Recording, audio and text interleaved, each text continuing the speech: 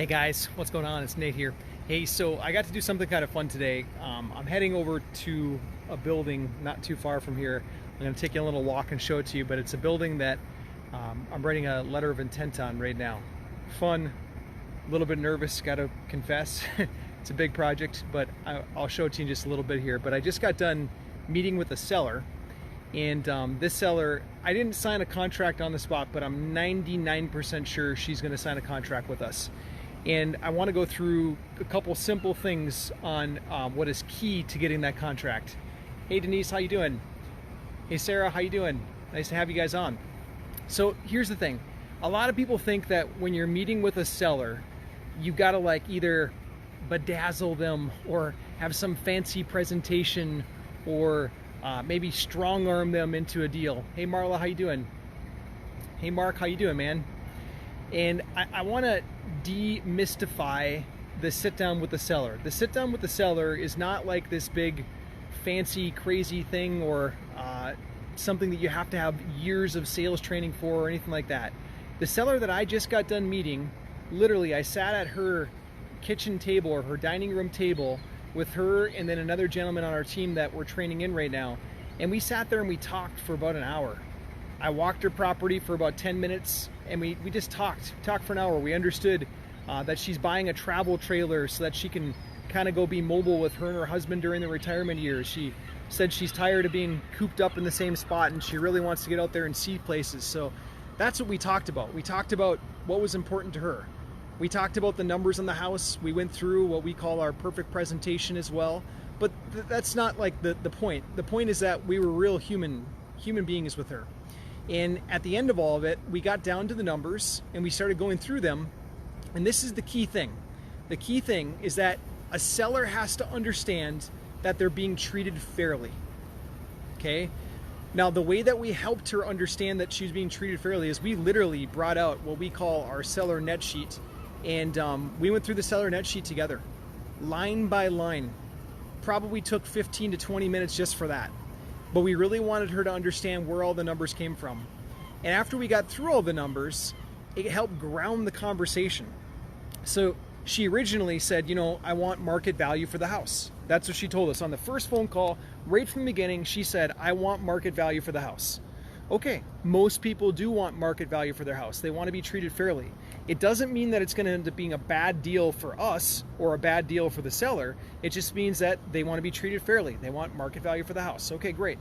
So when we sat down and we went through what does market value look like, we literally went through all the comps in the neighborhood and explained what market value really is, and we agreed on that. And then we went through the seller net sheet to walk her through what she could expect as an outcome if she went with a cash offer from us.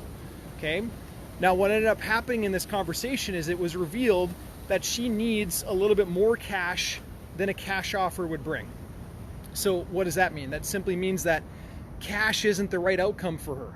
When you have to come into a deal with a cash basis, usually as investors, we have to buy it at a bigger discount. So in this particular case, I said, you know, what might be beneficial for you and for us is that if we didn't have to bring cash to the table, instead, let us make monthly payments to you, and then we can get to a higher number. We can achieve a number closer to what you're looking for. Would you like if we would achieve that number? And she flat out said, yes, absolutely. I'd love to. How does that work? Explain it to me. And then we explained this whole concept to her called seller financing. Now, there's a lot of different ways to do seller financing contracts, so I won't get into them all right now. There's 17 different ways. But we came up with one that for her and her husband worked perfect. They're able to take our offer, they're able to get the travel trailer that they really want, and they're able to start going out and enjoying retirement and getting out there. So for us, the offer just came from the heart, literally listening to what the seller had to say. We're getting really close, by the way. So I just walked down from the river. The river is right behind me. And I'm walking up to this building. Well, it's just up here. It's about a block or so. But that's the building that we're putting a letter of intent on. I got tipped off on it that the seller is open to carrying a contract, seller financing. And for me, it got my juices flowing. What, a downtown building, seller finance? Are you serious? Okay, so It's not this one, but the next one right there. You see that taller one? That's the downtown building that we're writing a letter of intent on. Whew, I'm excited about it. It's just a little bit bigger number than houses, right? We've had the blessing and privilege of doing apartment buildings, some suburbs offices and things like that, but never a downtown building. And so for us on this one, like, I'm excited.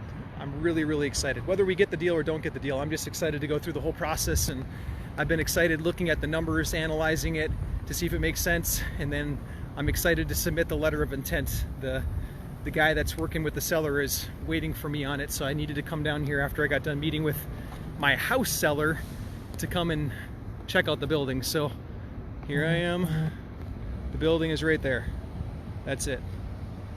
So it's not like a skyscraper or anything like that, but it's a downtown building in a major city that I love. So I'm excited about this. Okay, so back to the seller. When you're sitting down, not the seller for this building, but it's still going to be the same, but the seller for single family houses, the one that I met tonight, I'm 99% sure she's taken our offer. I can't say with 100% certainty because maybe something will pop up, but I'm 99% sure she'll take it. But that offer, it really just came from listening to her. Not sticking at, like, you don't have to do this fancy stuff where you strong arm close somebody. You don't have to try to like bedazzle them with a fancy presentation. You literally speak from the heart, tell them what you can do, and if you can help them, you help them.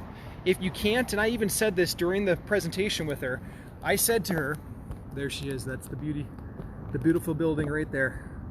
See if I can set this up so I can keep talking. Okay, so I said to her, I said, sometimes these deals work, sometimes these don't. I stole that, by the way, from one of our brilliant coaches. He's really, really good at it. That's his line. But I meant it when I said it. And I told her, I said, you know, sometimes this works, sometimes it doesn't. If this works, great. We'll do this deal together. If it doesn't, maybe we can refer you to somebody else. And we had a great conversation. I just left there, and then now I came straight downtown to look at this building. And I'm pretty sure she's going to sign the contract with us.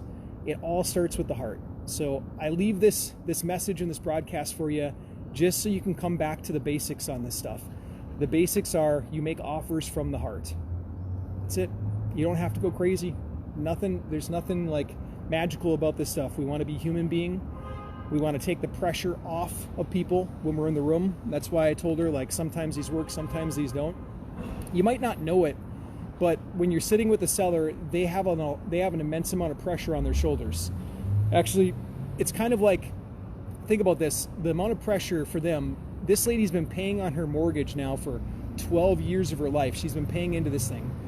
The single biggest investments that most people make in their entire lives is their house, their personal residence. And because of that, they have pressure on their shoulders when they're meeting with you. They might not ever say it, but they feel the pressure.